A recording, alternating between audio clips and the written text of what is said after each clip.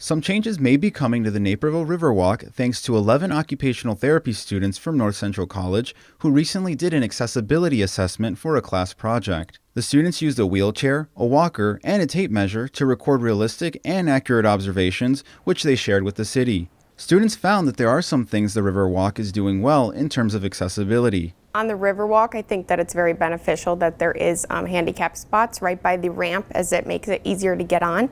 And then also there is benches throughout the Riverwalk. So being able to sit on those if you would like to in some areas while you just enjoy the journey, I think that that's very beneficial too.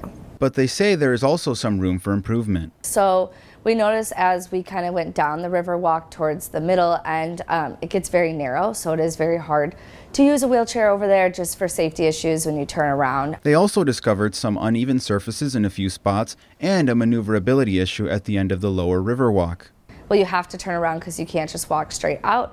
It is only one way, so that can become very difficult for someone who is in a wheelchair or walker just because there is not enough space to actually turn the full wheelchair around and could potentially cause safety problems. The group shared their findings in a letter to the city, which got them a response from the city's Director of Transportation, Engineering, and Development, Bill Novak.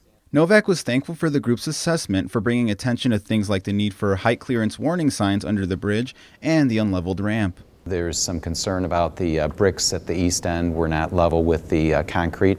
Those will be raised up that ½ inch within the next month, and so those will be immediately addressed. Some of the feedback, he said, was not feasible, like widening the walkway and installing railings due to floodplain regulations. Others, like the addition of a ramp on the west side of Eagle Street, are already in the works with the Eagle Street Gateway project for 2024. But some of the students' recommendations, like benches on the lower level, are being considered by the Riverwalk Commission. The Commission had very good discussion, very open to adding some benches down on that lower walkway.